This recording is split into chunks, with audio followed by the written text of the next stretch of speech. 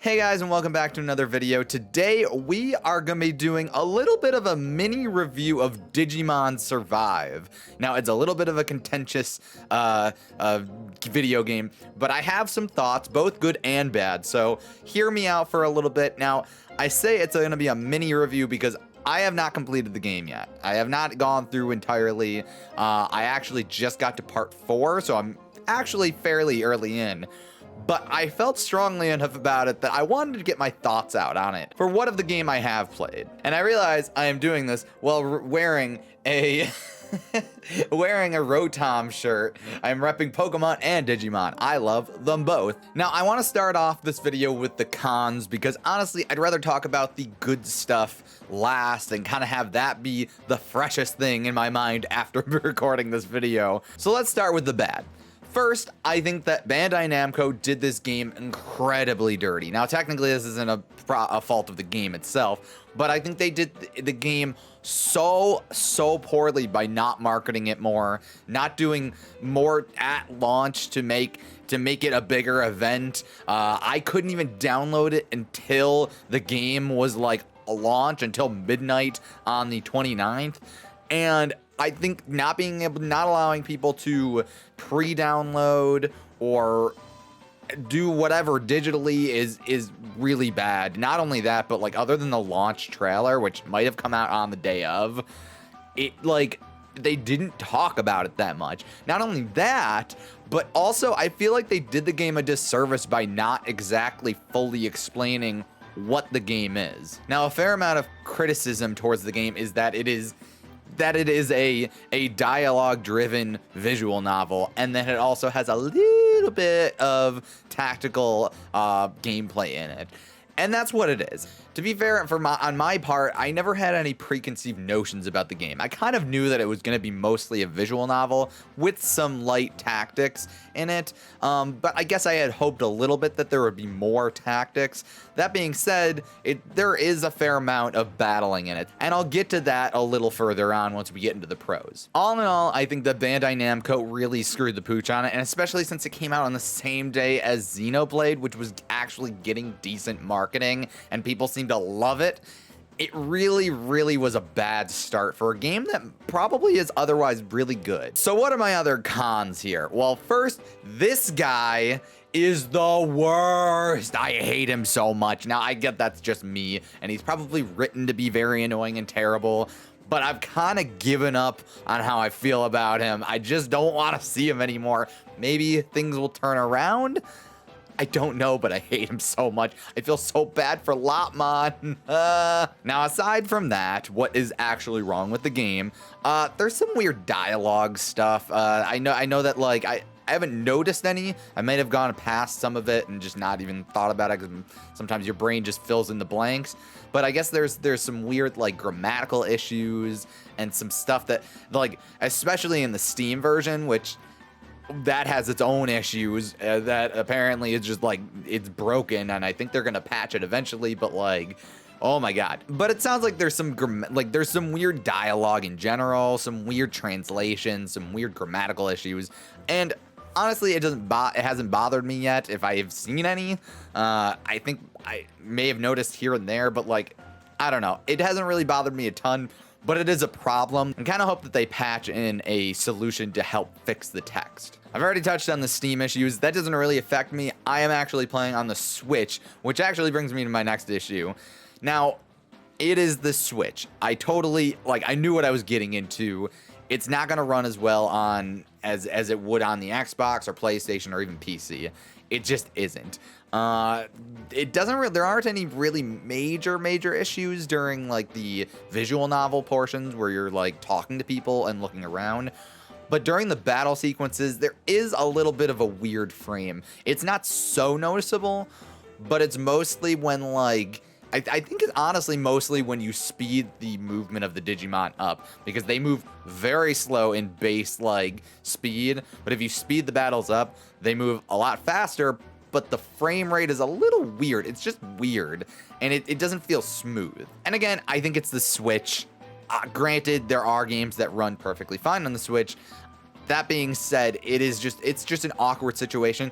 To be fair, I chose the Switch because honestly, one, I was on vacation. I was leaving vacation when I got the game, so I wanted to play it in the car, and I wanted to play it in the car. I think the handheld element of it kind of outweighs any weird issues that aren't really all that bad, but they're still there. You notice it a little bit.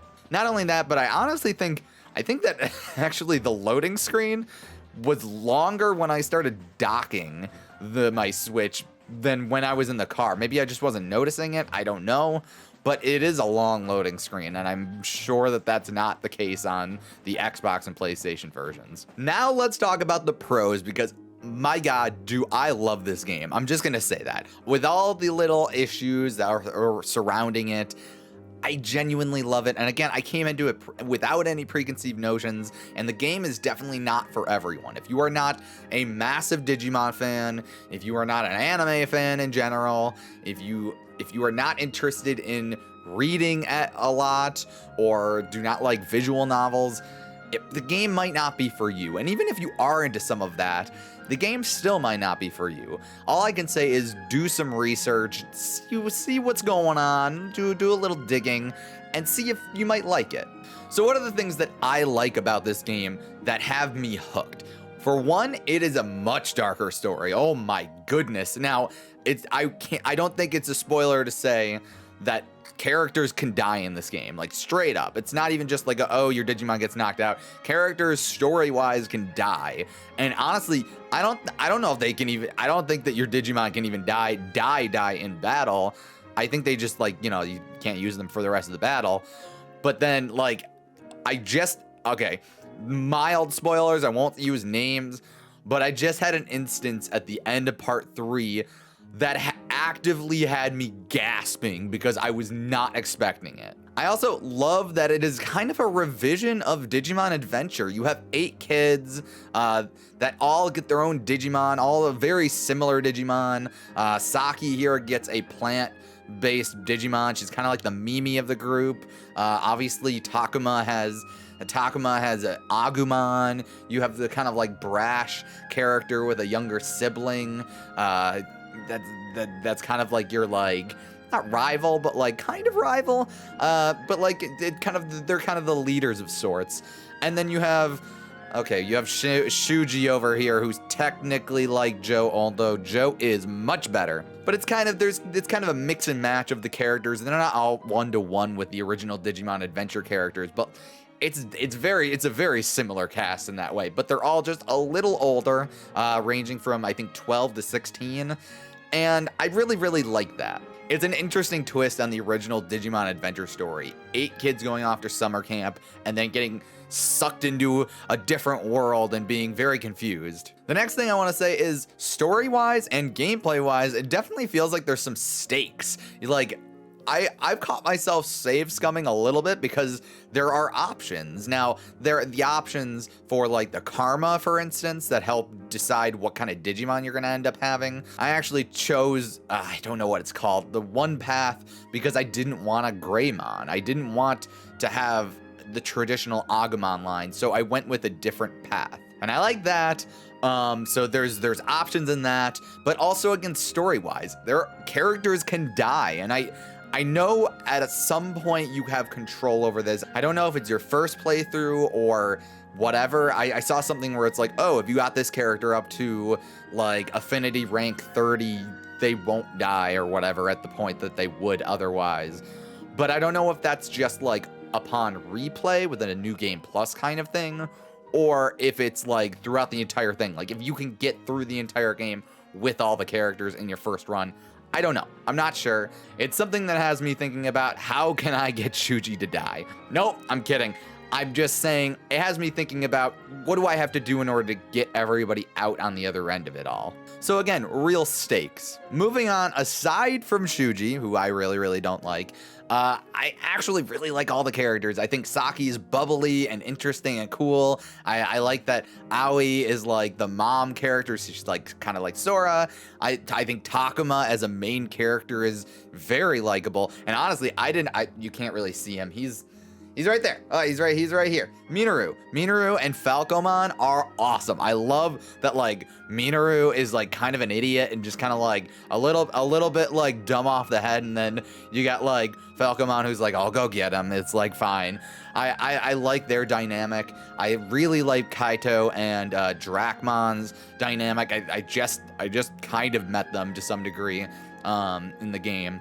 And then I haven't really talked to Miyu. I assume I'm gonna like her. I mean, I saw her in the beginning of the game, and she seems like kind of a rambunctious punk. But I like most of the cast, and especially with the Digimon, I like their dynamics. And I love Lotmaj. He. I think they're all technically the same gender. They're Digimon, so it's like whatever. But like gender of their partners.